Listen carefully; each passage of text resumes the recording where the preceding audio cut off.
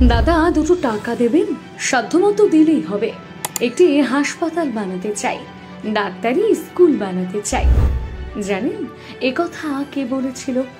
বলেছিলেন আমাদের বাংলার ডাক্তার, চিকিৎসার পথ প্রদর্শক রাধা গোবিন্দ কর। বিলেত ফেরত ডাক্তার রোগীদের সেবা করার জন্য একটি হাসপাতাল গড়ে তুলতে আগ পিছু কিচ্ছুটি ভাবেননি, এমনকি ভিক্ষে করতেও কুণ্ঠাবোধ করেননি। হ্যাঁ, আজ যার নাম বাংলার বুক চিরে গড়ে উঠেছে, আরজি কর মেডিকেল কলেজ। আজ সেই মেডিকেল কলেজ নিয়ে এত ছি ছি চিৎকার। যে মেডিকেল কলেজ বানানো হয়েছিল রোগীদের প্রাণ বাঁচানোর জন্য, সেই আরজি কর কেড়ে নিল এক নিষ্পাপ মহিলা ডাক্তারের প্রাণ। যে আরজি কর কলেজের নাম নিলেই এখন গা শিউরে উঠছে, নাম নিতেই লজ্জা হচ্ছে। সেই আরজি করের ইতিহাস কি জানা আছে? কিভাবে বানানো হয় এই হাসপাতাল? এই ব্রত কথা কি ছিল জানেন? চলুন জেনে। চিকিৎসা শাস্ত্রের রেনেসা পুরুষ রাধা গোবিন্দ করের জন্ম 1850 সালে 23শে অগস্ট হাওড়ার রামরাজা তলার কাছে বেতরের বিখ্যাত কর বাড়িতে। বাবা ছিলেন সে যুগের বিখ্যাত ডাক্তার দুর্গা দাস কর। বাবার আদর্শে তিনিও হয়ে উঠেছিলেন বড় ডাক্তার। পড়াশোনায় অসম্ভব মেধাবী রাধা গোবিন্দ করের কিন্তু ডাক্তারি পড়াটাও এত সহজ ছিল না। নানান সমস্যা তার দিক ভ্রষ্ট করে, তবে হার মানেননি, পুরোদস্ত পরিশ্রম করে গেছেন। বিদেশে গিয়ে ডাক্তারি শিক্ষা সম্পূর্ণ করে দেশে ফিরে আসেন আর নিজেকে মানুষের সেবায় সমর্পিত করলেন। এ তো গেল শিক্ষা জীবন, কিন্তু ডাক্তারবাবুর আরজি কর তৈরির পেছনের আসল লড়াইটা এবার জানুন। সময়টা তখন 1899 সাল। প্লেগ তখন কলকাতায় মহামারীর আকার নিয়েছে। সেই সময় উত্তর কলকাতার অলিতে গলিতে ঘুরে রোগীদের সেবা করে চলেছেন এক ডাক্তার। রোগীদের বাঁচাতে গোটা উত্তর কলকাতা চষে ফেলেছেন। ঈশ্বরের দূত হিসেবে সকলের দুয়ারে দুয়ারে পৌঁছে যান তিনি। আর সেই সময় তাকে সব থেকে বেশি সাহায্য করেন ভগিনী নিবেদিতা, যার ভূমিকা না বললেই নয়। দুজনে একসাথে মিলে কাজ শুরু করলেন এবং রোগীদের সুস্থ করার দায়িত্ব নিলেন। সেই থেকে রাধা গোবিন্দ কর হয়ে উঠলেন সকলের কাছে ঈশ্বর। কিন্তু এই চিকিৎসা করার সময় তার কোথাও গিয়ে মনে হলো, আমাদের বাংলায় যদি বাংলা ভাষাতে চিকিৎসা বিজ্ঞান পড়া সম্ভব হয়, তাহলে বহু মেধাবী বাঙালি ছেলে ডাক্তার হয়ে সমাজের কাজ করতে পারবেন এবং রোগীদের জন্য ডাক্তারের অভাব হবে না। তাই এই ভাবনার সঙ্গে সহমত হন বাংলার আরো বিশিষ্ট ডাক্তাররা। তারা হলেন ডাক্তার নীলরতন সরকার, ডাক্তার বিপিন বিহারী মৈত্র, ডাক্তার অক্ষয় কুমার দত্তের মতন মানুষেরা। কিন্তু শুধু মুখে বললেই তো আর হলো না, মেডিকেল কলেজ প্রতিষ্ঠা করবে, টাকা কই? কিন্তু মেডিকেল কলেজ প্রতিষ্ঠা তিনি করেই ছাড়বেন। ঠিক করলেন ভিক্ষা করবেন, নিজের সবকিছু বিক্রি করে দেবেন। যেমন ভাবা তেমন কাজ। কলকাতার বড় লোক ধনীদের কাছ থেকে ভিক্ষা করতে শুরু করলেন। বিশেষ করে অনুষ্ঠান বাড়িতে গিয়ে শুরু করলেন ভিক্ষে করা।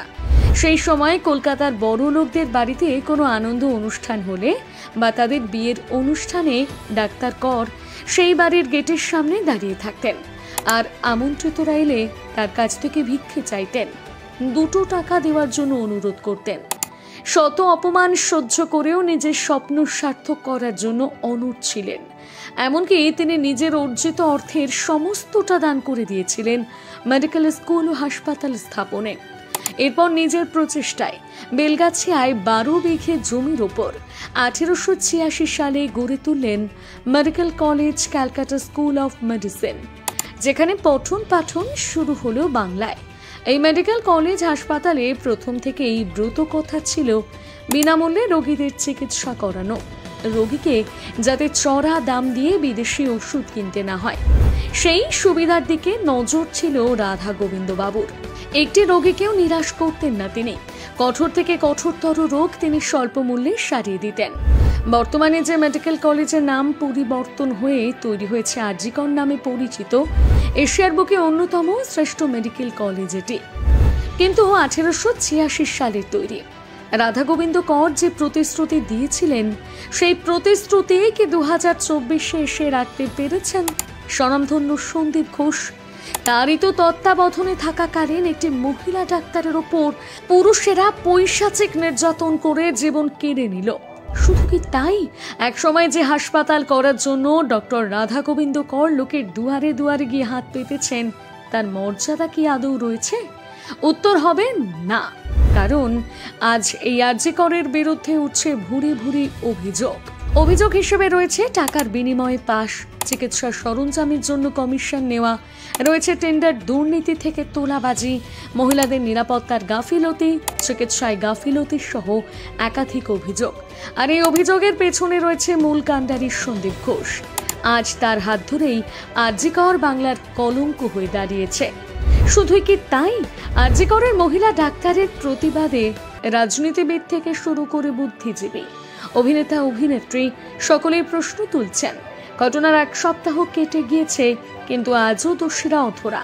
যেখানে মানুষ রূপী পশুরা নিষ্পাপ মেয়েটির শরীর খুবলে খেয়েছে, তারই তথ্য প্রমাণ লোপাট করা হয়েছে।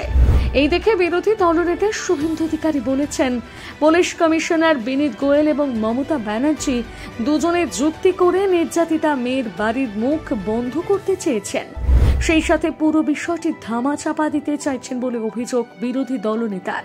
শুধু তাই নয়, যে কাণ্ডে গোটা বিশ্ব সরব হয়ে উঠেছে, সেখানে মুখ্যমন্ত্রী মেয়ের পরিবারকে 10 লক্ষ টাকা দিয়ে কর্তব্য সেরে ফেলতে চাইছেন।